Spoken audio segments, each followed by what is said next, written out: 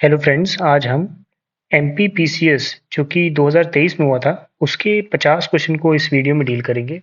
ये वीडियो मैं इस वजह से बना रहा हूँ क्योंकि नेक्स्ट मंथ आपका एमपीपीसीएस का प्रीलिम से एग्जाम शेड्यूल्ड है। तो जिन लोगों ने भर रखा है, यूपी के लोग अक्सर भरते हैं, यूपी के, एमपी के, तो उनके लिए ये पेपर हेल्पफुल हो सकता है। साथ ही साथ आपका अभी आगे आर ओ भी आएगा और यूपी पीसीएस भी आएगा, बिहार पीसीएस भी आएगा।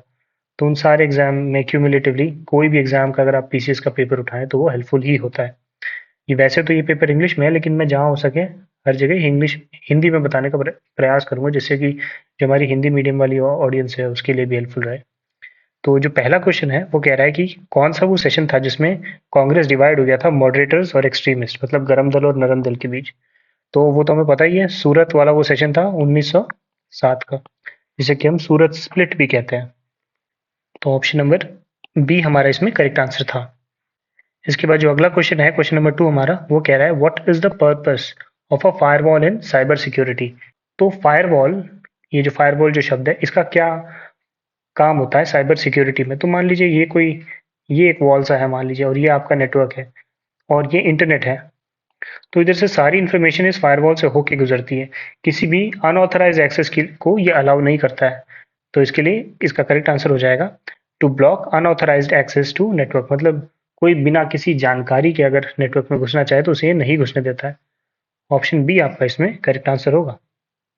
इसके बाद क्वेश्चन नंबर 3 जो है वो ये कह रहा है कि फ्लिपकार्ट, अलीबाबा और अमेजोन ये किस तरह की कंपनी है।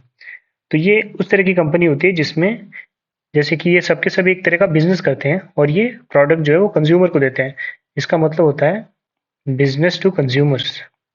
इसी तरह सी टू बी का मतलब होता है कंज्यूमर टू बिजनेस, और सी टू सी मतलब consumer to consumer, B to B माने बिजनेस टू बिजनेस। तो ये जो अमेजोन, ये सारी जो है ये बी टू सी माने बिजनेस टू कंज्यूमर है। ऑप्शन थर्ड आपका इसमें करेक्ट आंसर होगा। अगले क्वेश्चन पे चलते हैं। क्वेश्चन नंबर 4 जो है हमारा, वो कह रहा है कि विच of the following is a type of cyber attack that involves tricking users into revealing sensitive information.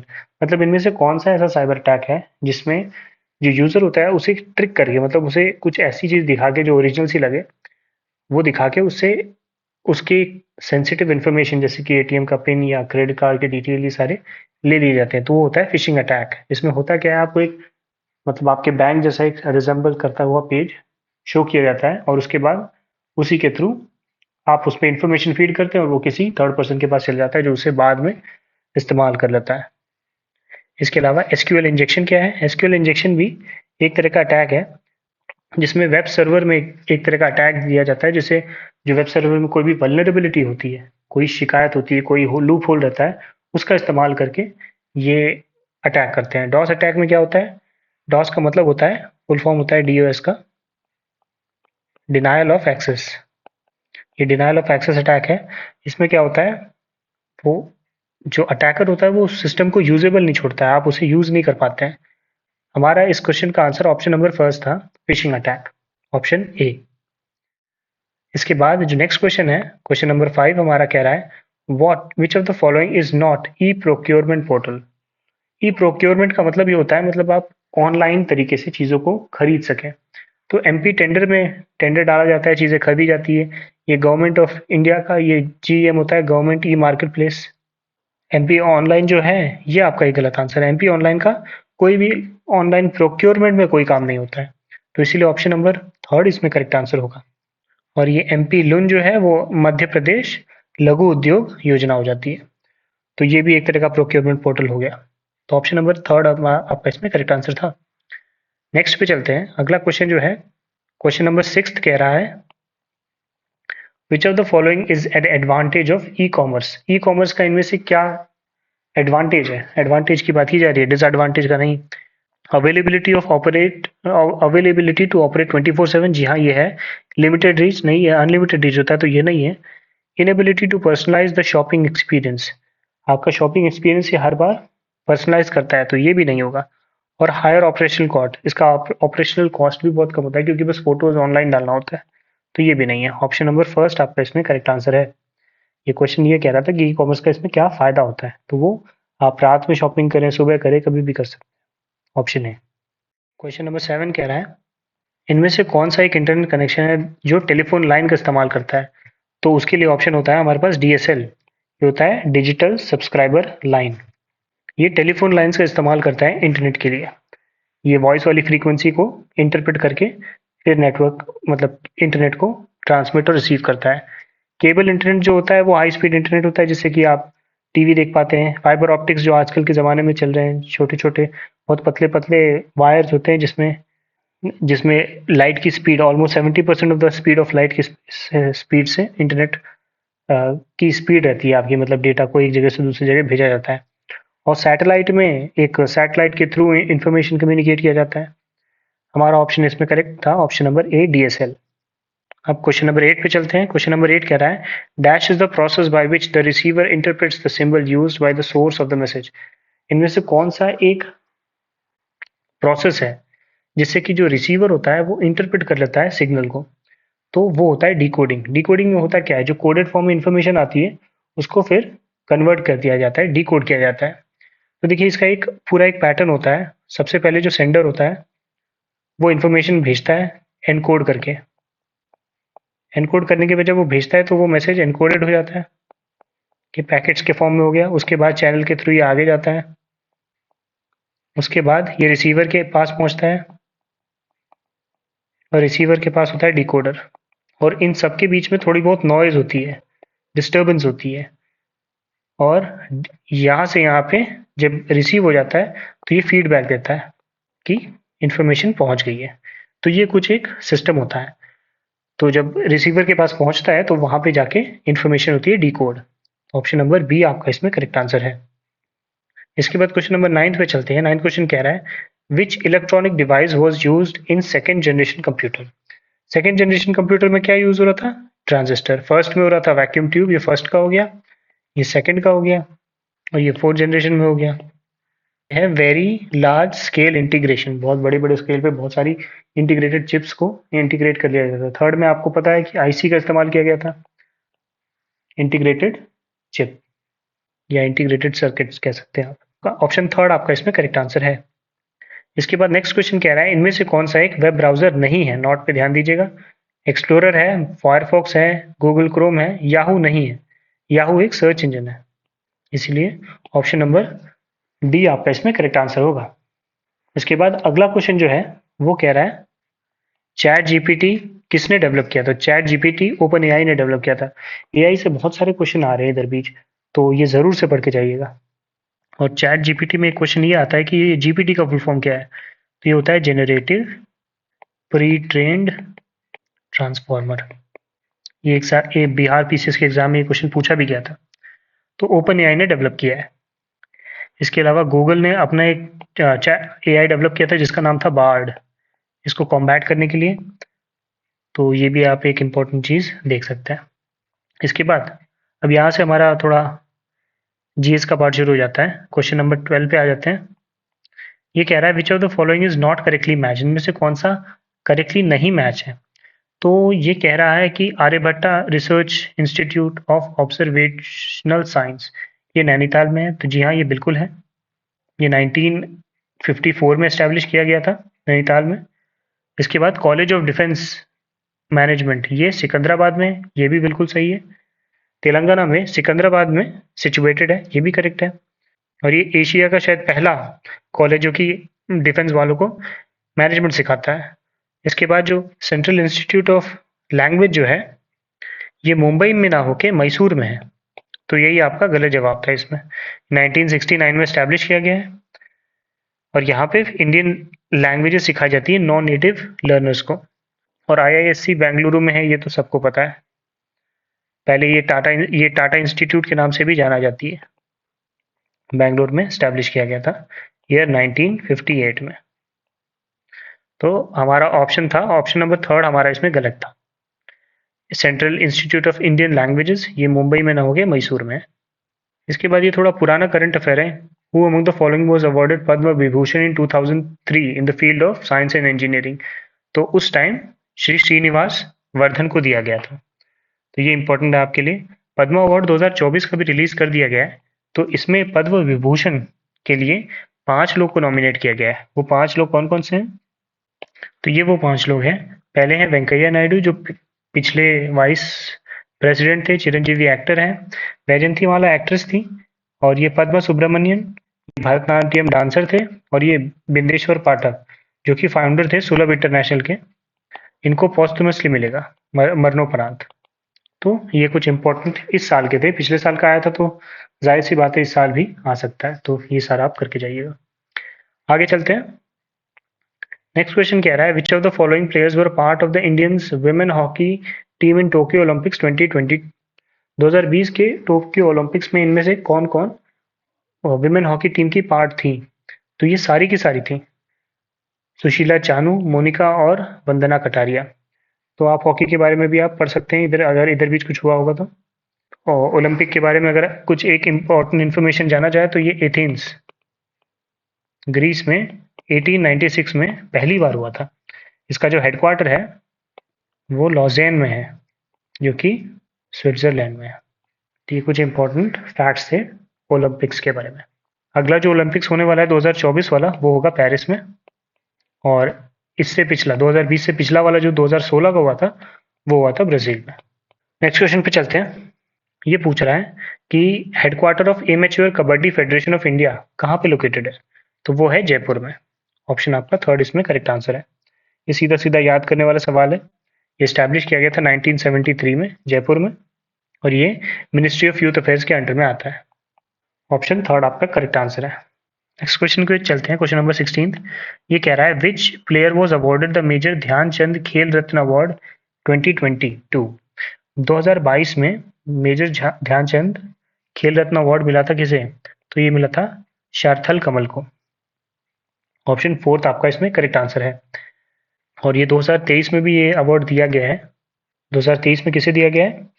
एक तो दिया गया है चिराग शेट्टी को बैडमिंटन के लिए, और दूसरा दिया हुआ है आर एस साई राज को, ये भी बैडमिंटन के लिए। तो ये एडिशनल इन्फॉर्मेशन है आपके लिए। नेक्स्ट क्वेश्चन पे चलते हैं। ये कह रहा है, India played it's first one day international cricket match with which country and in which year? पहली बार इंडिया ने अपना कौन सा मैच और किस कंट्री के साथ कौन से साल में खेला? तो वो इंग्लैंड के साथ खेला था 1974 में। ये पहला मैच था इंडिया का। उस टाइम अजीत वाडेकर उस टीम के कैप्टन थे। और इंडिया हार गई थी मैच। इंग्लैंड ने इसे 4 विकेट से जीत लिया था। 1983 में इंडिया पहली बार वर्ल्ड कप जीता था, जिसके कैप्टन थे कपिल देव। तो ये एक एडिशनल इन्फॉर्मेशन है आपके लिए। अब नेक्स्ट क्वेश्चन पे चलते हैं।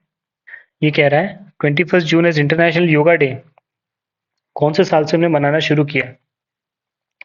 तो ये अंदाजा मार सकते हैं आप, मोदी जी के आने के बाद ही हुआ था। तो 2015, 14-15 ही हो सकता था उनके आने के तुरंत बाद। और सबसे एग्जैक्ट आंसर है आपका 2015।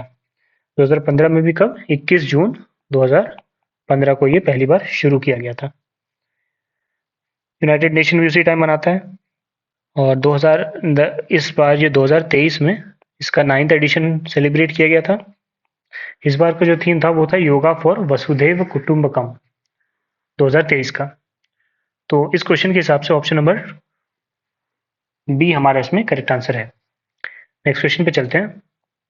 ये कह रहा है, governor of the year award at the central banking award 2023 conferred upon the governor of the central bank of which country? मतलब कौन सी कंट्री के गवर्नर को ये सेंट्रल बैंक अवार्ड 2023 मिला है? तो ये इंडिया के गवर्नर शक्तिकांत दास को ही मिला था, उनकी जो आउटस्टैंडिंग परफॉर्मेंस है उसके लिए। उन्होंने इन्फ्लेशन को बहुत अच्छी तरह स्किलफुली पैंडेमिक के बाद भी मेंटेन किया था, इसलिए ये मिला है। ये सेकंड है शक्तिकांत दास जिन्हें ये अवार्ड मिला। इससे पहले रघुराम राजन को 2015 में यही अवार्ड मिल चुका है। मतलब शक्तिकांत दास सेकंड पर्सन है जिन्हें ये अवार्ड मिला। ऑप्शन डी हमारा इसमें करेक्ट आंसर था। नेक्स्ट क्वेश्चन पे चलते हैं। नेक्स्ट क्वेश्चन कह रहा है, इनमें से कौन सी पहली वुमेन सोल्जर स्काई डाइवर थी? तो वो थी मंजू। ये पहली स्काई डाइवर है। ये है लांस नायक, आर्मी में कमीशन है ये। और ये 10,000 फीट की ऊंचाई से जंप किया था इन्होंने ध्रुव चॉपर से। ये स्काई डाइविंग में पहले से ट्रेंड है, तो ये इस तरह के करती रहती हैं, इस तरह की जंप्स। ऑप्शन बी हमारा इसमें करेक्ट आंसर है। नेक्स्ट क्वेश्चन पे चलते हैं। ये कह रहा है, from the following industrialist who is known as steel man of India. Steel man of India हम किसे कहते हैं? तो वो कहते हैं हम जमशेद जे ईरानी को। क्यों कहते हैं इन्हें स्टील मैन ऑफ इंडिया? अभी ये न्यूज में भी थे, 86 की उम्र में रिसेंटली ये पास पास कर गए, मतलब इनकी डेथ हो गई। ये एमडी थे किसके? टाटा स्टील के 1992 में। 2001 में रिटायर हो गए थे। इन्हें पद्म भूषण अवार्ड भी मिला था 2007 में, और लाइफ टाइम अचीवमेंट अवार्ड भी मिला है गवर्नमेंट ऑफ इंडिया से 2008 में। तो काफी पॉपुलर पर्सन है। इसके अलावा इन्हें ऑनररी नीटहुड भी मिला था क्वीन एलिजाबेथ सेकंड से 1997 में। बहुत सारे अवार्ड मिल रखे हैं इन्हें। तो ऑप्शन बी हमारा इसमें करेक्ट आंसर था। नेक्स्ट क्वेश्चन पे चलते हैं। ये क्वेश्चन कह रहा है which other name was the religious place Chitrakoot also recognized by। Chitrakoot जो था, जो जगह यूपी में पाई जाती है, यूपी के बुंदेलखंड रीजन में, वो और किस नाम से जानी जाती है? तो वो ब्रह्मपुरी के नाम से भी जानी जाती थी एंशिएंट टेक्स्ट में। ये मंदाकिनी रिवर के किनारे बसा हुआ शहर है, और इसे ओल्डेस्ट पिलग्रिमेज भी कहा जाता है। ये मानव ये भी जाता है कि ब्रह्मा, विष्णु और महेश तीनों के इनकारनेशन यहीं पे हुए हैं। यहाँ पे बहुत सारा फेस्टिवल भी मनाया जाता है। वाल्मीकि आश्रम और सुतीक्ष्णा आश्रम और सती अनुसाय आश्रम, ये कुछ पॉपुलर रिलीजियस प्लेसेस हैं इस जगह के। तो ऑप्शन बी आपका इसमें करेक्ट आंसर है। नेक्स्ट पे चलते हैं। Whose famous literary work is Mukul. Mukul इनमें से किसका एक फेमस लिटरेरी वर्क है? तो ये है सुभद्रा कुमारी चौहान का। ऑप्शन डी आपका इसमें करेक्ट आंसर है। इनका जन्म प्रयाग में हुआ था 1904 में। इन्होंने मुकुल के अलावा और भी कुछ पोएम्स लिखी हैं, जैसे कि हंसी की रानी और वीरों का कैसा हो वसंत। इस तरीके की वो लिख रखी है। ये खड़ी बोली डायलेक्ट में लिखती थी, और इनकी सबसे जो बहुत पॉपुलर पोएम है वो है झांसी की रानी। तो काफी पॉपुलर है। नेक्स्ट क्वेश्चन पे चलते हैं। इसमें लिखा है where is the historical Matangeshwar temple situated. तो मध्य प्रदेश में ये जो मतंगेश्वर टेम्पल है, ये कहाँ सिचुएटेड है?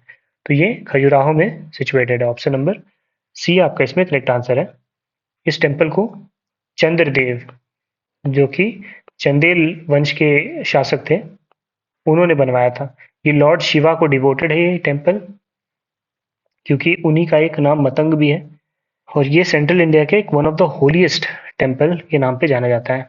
खजुराहो जो है हिंदू और जैन टेम्पल के लिए बहुत पॉपुलर भी है, और इसको 950 से लेके 1050 एडी के बीच में यहाँ पे ये सारे खजुराहो के जो टेम्पल्स हैं वो बने हैं। ये यूनेस्को वर्ल्ड हेरिटेज साइट भी है। तो ऑप्शन नंबर थर्ड हमारा इसमें करेक्ट आंसर था।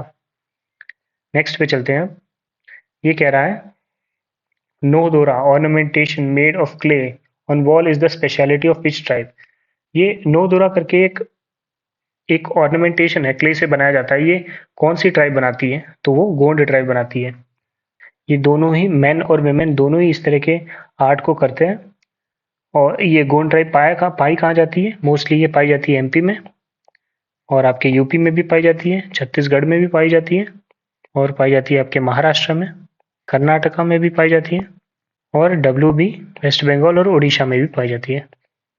गोंड ये बिलीव करते हैं कि अर्थ, वाटर और air are ruled by God. मतलब भगवान ही अर्थ, वाटर और लैंड पे, अर्थ, वाटर और एयर पे रूल करते हैं। ये गोंडी भाषा बोलते हैं, जिसकी की कोई भी लिखावट नहीं है। ये द्रविडियन लैंग्वेज का ही पार्ट है। और जो गोंड हैं ये एक्चुअल में ST का दर्जा मिल रखा है इन्हें, शेड्यूल्ड ट्राइब का। तो ऑप्शन डी आपका इसमें करेक्ट आंसर था। नेक्स्ट क्वेश्चन पे चलते हैं। Bhim Nayak was related to which princely state. Bhim Nayak कौन से प्रिंसली स्टेट से रिलेटेड थे? तो वो थे भारवानी प्रिंसली स्टेट से रिलेटेड। इन्हें रॉबिन हुड ऑफ नीमार भी कहा जाता है। तो ऑप्शन नंबर बी आपका इसमें करेक्ट आंसर था। आगे चलते हैं। इसमें कह रहा है when did tribal leaders Sitaram Kunwar and Raghunath Singh Mandoli Bhilai join the anti British revolution. तो इन दोनों लोगों ने एंटी ब्रिटिश रेवोल्यूशन कब शुरू किया? तो ज़्यादातर एंटी ब्रिटिश रेवोल्यूशन 1857 में शुरू हुआ था, और ये भी कोई डिफरेंट नहीं है। इन्होंने भी उसी वक्त पे आंदोलन शुरू किया था। तो ऑप्शन नंबर सेकंड आपका इसमें करेक्ट आंसर है। इन्हें ब्रिटिशर्स ने मतलब कैनन के मुंह पे इन्हें लगा के और ब्लो कर दिया था, मतलब इस तरह से इन्हें मारा गया ताकि लोगों में दहशत बन सके। अगले क्वेश्चन पे चलते हैं। इसमें कह रहा है which folk dance is prevalent on the occasion of Deepawali in the regional state of Sagar. Regional areas of Sagar मतलब सागर के रीजनल एरिया में दीपावली के वक्त किस तरह का डांस बहुत प्रेवलेंट है, बहुत ही पॉपुलर है, तो वो है मोनी डांस। ये काफी पॉपुलर डांस है सागर डिस्ट्रिक्ट में, दीपावली के वक्त मनाया जाता है और इसमें साइलेंस रखना होता है थ्रू आउट, आपको कुछ बोलना नहीं होता है, शांत रहना होता है। ऑप्शन ए आपका इसमें, ऑप्शन वन आपका इसमें करेक्ट आंसर है। ये जो मांडलिया डांस है ये वेडिंग्स के टाइम होता है, शादियों के वक्त। और फररिया डांस जो है ये एक एनर्जेटिक डांस होता है जो कि काफी प्रेवलेंट है भोपाल में। और डांडा डांस जो होता है ये दिखाता है कि लॉर्ड कृष्ण ने गोवर्धन पर्वत को कैसे अपने सर पे उठा लिया था, जिससे कि उनका जो गांव है वो इंद्र के जो गुस्से से बच सके, तो उसको डिपिक्ट किया जाता है डांडा डांस में। ऑप्शन नंबर फर्स्ट आपका इसमें करेक्ट आंसर था। नेक्स्ट पे चलते हैं। राम चंद्रिका ये किसका फेमस वर्क है पूछ रहा है, तो ये केशव दास का एक बहुत ही फेमस वर्क है, मतलब लिखावट है। और ये रीतिकाल का पीरियड था, 15 से 18वीं सेंचुरी के टाइम के ये पोएट थे और ये लॉर्ड राम के ऊपर लिखा गया हुआ है। नेक्स्ट क्वेश्चन पे चलते हैं। इसमें कह रहा है when did the Thonga Lohiya firing incident of Niwari district take place in the freedom movement. Freedom movement में तोंगा लोहारी जो फायरिंग इंसिडेंट है ये कब होती है, तो ये 1939 में होती है। ऑप्शन नंबर सी आपका इसमें करेक्ट आंसर है। नेक्स्ट क्वेश्चन पे चलते हैं। इसके बाद कह रहा है on whom did Balkrishna Sharma Naveen writes to Kavya Pranarpan and आत्मोत्सर्ग। तो ये लिखते हैं गणेश शंकर विद्यार्थी के नाम पर दो काव्य लिखा जाता है। ऑप्शन नंबर फर्स्ट आपका इसमें करेक्ट आंसर है। और ये जो बालकृष्ण शर्मा है इन्हें पद्म भूषण अवार्ड भी मिल रखा है 1960 में, काफी पॉपुलर पर्सनैलिटी है। बालकृष्ण शर्मा के बारे में कुछ अगर हम इम्पोर्टेंट पॉइंट जान ले तो ये शाजापुर के रहने वाले थे मध्य प्रदेश में। ये प्रताप न्यूज़पेपर जो था एक, उसके एडिटर भी थे 1931 तक में। और ये कॉन्स्टिट्यूंट असेंबली में नॉमिनेट भी हुए थे यूपी से। इसके अलावा इन्होंने बहुत सारी पोएम लिखी नवीन इस नाम से, जिनमें से कि दो बहुत पॉपुलर प्रार्पण और आत्मोत्सर्गा है। तो ऑप्शन नंबर फर्स्ट आपका इसमें करेक्ट आंसर था। अगले पे चलते हैं। ग्रीन मफलर किस चीज से रिलेटेड है, तो ग्रीन मफलर देखिए नॉइज से भी रिलेटेड होता है और एयर से भी रिलेटेड होता है। एयर पोल्यूशन को भी कम करता है और नॉइज पोल्यूशन को भी कम करता है। ये सड़कों के पैरेलल लगाया जाता है जिससे कि जो सड़कों की जो ट्रैफिक की आवाज है वो जो पेड़ है उसे एब्जॉर्ब कर सके, साथ ही साथ जो उनका जो डस्ट होता है, कार्बन डाइऑक्साइड जो रिलीज होता है वो भी पेड़ एब्जॉर्ब कर लेते हैं। तो इसके दो आंसर होने चाहिए वैसे तो, ये दोनों ही, तो जो भी चूज करेंगे वो करेक्ट ही होगा। वैसे मेन रीज का नॉइज पोल्यूशन से रिलेशन होता है। अगला क्वेश्चन कह रहा है in an ecosystem flow of energy declines as it passes from lower to higher trophic level, this is explain by the following. तो देखिए जो सेकंड लॉ ऑफ थर्मोडायनेमिक्स है वो यही बताता है कि जो एनर्जी का फ्लो है वो एक टॉपिक लेवल से दूसरे टॉपिक लेवल में जाके घट जाता है। ये सेकंड लॉ ऑफ थर्मोडायनेमिक्स इसी चीज को एक्सप्लेन करता है। ऑप्शन नंबर सी बी आपका इसमें करेक्ट आंसर है। फर्स्ट लॉ क्या कहता है कि एनर्जी जो है वो ना क्रिएट की जा सकती है ना डिस्ट्रॉय की जा सकती है, वो हमेशा सेम रहती है। और न्यूटन का जो थर्ड लॉ है वो कहता है every action has an equal and opposite reaction. और सेकंड लॉ कहता है F is equals to M A, मतलब फोर्स जो होता है वो मास और एक्सीलरेशन का प्रोडक्ट के बराबर होता है। ऑप्शन नंबर सेकंड आपका इसमें करेक्ट आंसर था। नेक्स्ट क्वेश्चन पे चलते हैं। ये कह रहा है osteoclast are associated with which of the following. Osteoclast इनमें से किस चीज से रिलेशन रखता है। देखिए ऑस्टियो शब्द ही बोन से होता है तो ये तो ऐसे ही कट जाएगा, ये भी ऐसे ही कट जाएगा, दो ही बचे बोन फॉर्मेशन या फ्रैक्चर। तो बोन फ्रैक्चर के बारे में होगा क्योंकि बोन टूट जाती है तो उसी की कुछ स्टडी होती होगी, ऐसा गेस भी कर सकते थे। तो ऑप्शन सी आपका इसमें करेक्ट आंसर है। नेक्स्ट क्वेश्चन कह रहा है who declared the year 2024 as international year of camelids. Camelids वाला ईयर किसने डिक्लेयर किया था 2024 को, तो वो यूनाइटेड नेशन ने किया था। यूनाइटेड नेशन के बारे में अगर हम जाने तो ये 24 अक्टूबर 1945 में बना था सैन फ्रांसिस्को यूएसए में। बाद में इसका जो कैपिटल था वो शिफ्ट कर दिया गया, हेडक्वार्टर जो था वो बाद में शिफ्ट करके न्यूयॉर्क में कर दिया गया था 1946 में। साउथ सूडान इसका लेटेस्ट एडिशन है और टोटल 193 मेंबर कंट्रीज है। साउथ सूडान एकदम लेटेस्ट है जिसने यूएन के ज्वाइन किया। और इसमें जो परमानेंट मेंबर्स हैं वो कौन कौन से कंट्री हैं? चाइना, फ्रांस, यूके, रशिया और यूएसए। ये 5 परमानेंट मेंबर है। नेक्स्ट क्वेश्चन पे चलते हैं। ये कह रहा है which of the following is the correct order of agricultural practice. तो एग्रीकल्चर में सबसे पहले क्या कहते हैं? सॉइल को प्रिपेयर किया जाता है, फिर बीज सो किया जाता है, बीज बोया जाता है, उसके बाद पानी दिया जाता है और उसके बाद हार्वेस्ट कर लेते हैं। ऑप्शन नंबर बी आपका इसमें करेक्ट आंसर है। इसके बाद अगला कह रहा है which among the following is not a globally accepted national hotspot of India. तो देखिए इंडिया में टोटल 4 बायोडाइवर्सिटी हॉटस्पॉट हैं। वो कौन कौन से हैं? एक तो है वेस्टर्न घाट, दूसरा आपका है हिमालयाज, तीसरा है आपका इंडो बर्मा रीजन और चौथा है आपका सुंदरलैंड। तो नारो हिल्स जो है वो आपका करेक्ट आंसर नहीं है। ऑप्शन नंबर बी आपका इसमें करेक्ट आंसर है। सुंदरलैंड कौन सा एरिया है? वो साउथ ईस्ट एशिया का रीजन है, जो वेस्ट बंगाल का एरिया होता है ना वो। और नारो हिल्स एक्चुअल में कौन सी जगह है? बायोडाइवर्सिटी हेरिटेज साइट है सतना, एमपी में। तो ये कोई एक हॉटस्पॉट नहीं है। ऑप्शन नंबर बी आपका इसमें करेक्ट आंसर था। नेक्स्ट पे चलते हैं। ये कह रहा है इनमें से कौन सा national nutrition programme of government of India नहीं था। तो देखिए इसमें आयोडीन वाला प्रोग्राम तो था, national programme of prevention of control of fluorosis, तो ये कोई हेल्थ के लिए ये कोई प्रोग्राम नहीं था। एनीमिया कंट्रोल भी था और ओरल प्रोग्राम भी था। तो ऑप्शन नंबर बी आपका इसमें करेक्ट आंसर होगा। ये वाला जो प्लान था ये फ्लोरोसिस को कंट्रोल करने के लिए हुआ था, हेल्थ से रिलेटेड ये नहीं था। आप गैस भी कर सकते थे इसे करेक्ट आंसर को। Option B. इसके बाद अगला क्वेश्चन है, ये कह रहा है which among the following is not the most stable ecosystem. इनमें से कौन सा is the most stable ecosystem कह रहा है। तो ये मरीन इकोसिस्टम होता है जो सबसे स्टेबल होता है, उसमें बहुत लंबे समय में जाके कुछ चेंजेस आते हैं और वहां पे ह्यूमन इंटरवेंशन नहीं है, इस वजह से भी सबसे स्टेबल हो सकता है, ये भी आप कह सकते हैं। ऑप्शन बी आपका इसमें करेक्ट आंसर है। नेक्स्ट क्वेश्चन कह रहा है इनमें से कौन सा एक बायोडिग्रेडेबल पोल्यूटेंट नहीं है। तो पेपर बायोडिग्रेड हो जाता है, फूड प्लांट भी हो जाता है, इंसेक्टिसाइड नहीं होता, सेल्यूलोज भी हो जाता है। तो ऑप्शन नंबर सी आपका इसमें करेक्ट आंसर है।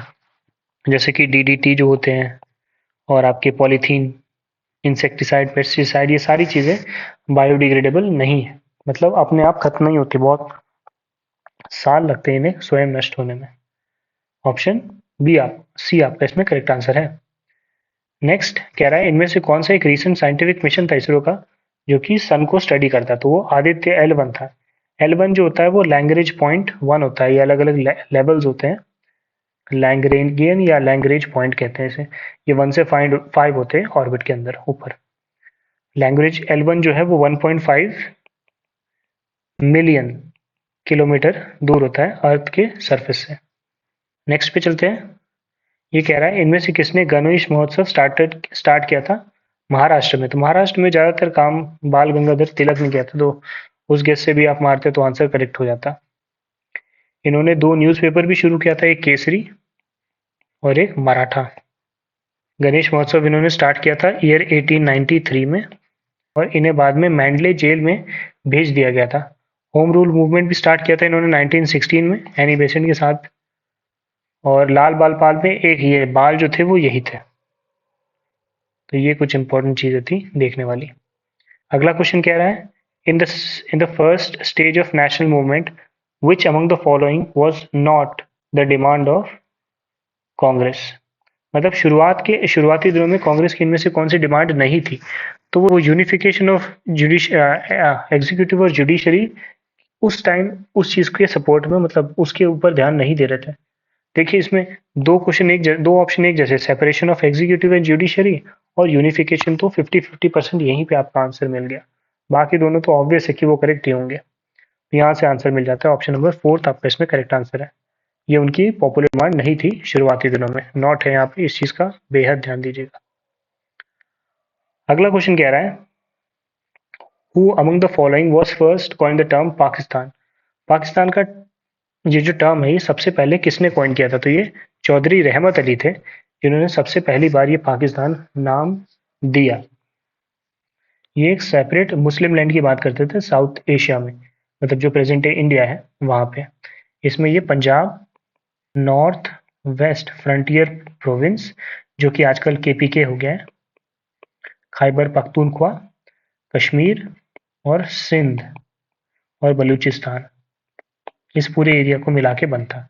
Modern day Kashmir, modern day Pakistan में पंजाब, नॉर्थ ये आपका केपीके, हमारा कश्मीर कुछ हिस्सा तो इन्होंने कब्जा ही लिया है, तो वो भी पूरा सिंध और बलूचिस्तान ये पूरा मिला के पाकिस्तान बनता है। तो ऑप्शन नंबर बी आपका इसमें करेक्ट आंसर है। इसके बाद अगला क्वेश्चन कह रहा है in which of the following year did Nadir Shah invade India.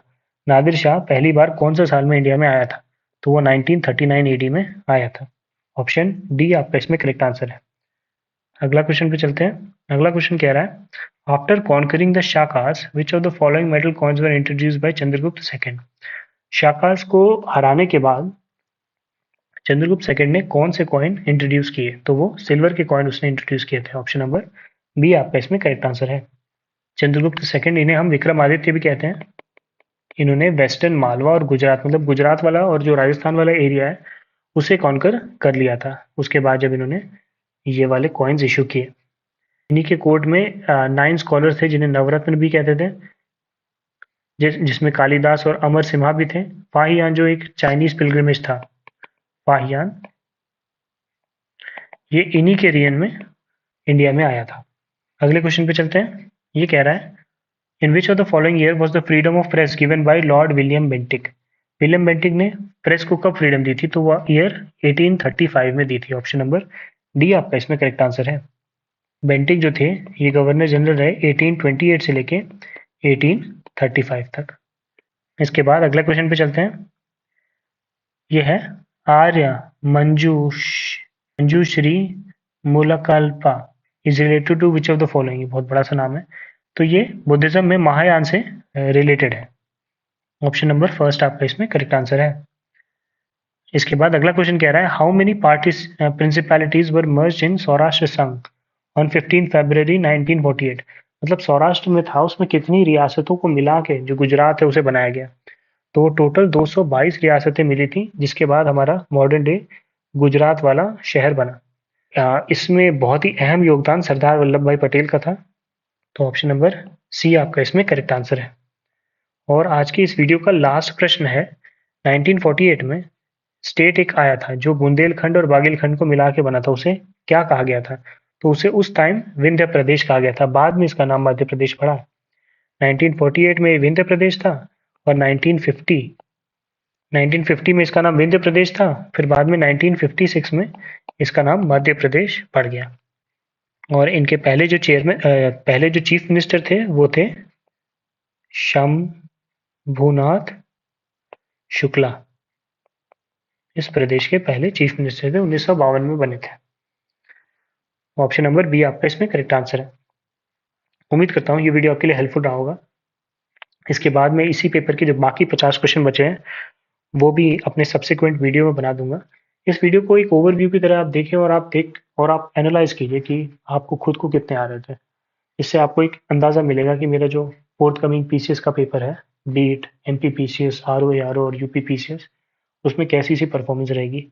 ये पेपर मुझे रिलेटिवली यूपी पीसीएस से काफ़ी हद तक सिंपल लग रहा है, बिकॉज इसमें जिस ऑप्शन है वो बहुत ज़्यादा कॉम्प्लिकेटेड नहीं है और क्वेश्चन टू द पॉइंट बहुत ही डायरेक्ट लिया हुआ है। साथ ही साथ इसमें 10 क्वेश्चन शुरू के तो सिर्फ कंप्यूटर साइंस के थे और इसमें नेगेटिव मार्किंग भी नहीं होती है। तो काफ़ी हद तक ये पीसीएस बाकी स्टेट पीसीएस से सिंपल है। तो उम्मीद करता हूँ ये वीडियो आपको पसंद आया होगा और आप अगर आगे सब्सिक्वेंट वीडियोस चाहते हैं और अलग अलग साल के एमपी पीसीएस के पेपर, जब तक कि पेपर नहीं हो जाता है तब तक हम उस वीडियो को बनाने का प्रयास करेंगे। तो इस हमारे चैनल के साथ बन सकते हैं, आप इसे सब्सक्राइब कर लें ताकि आगे के आपको वीडियोस मिलते रहें। वीडियो के साथ अगर आप अभी तक बने रहें तो बहुत बहुत धन्यवाद।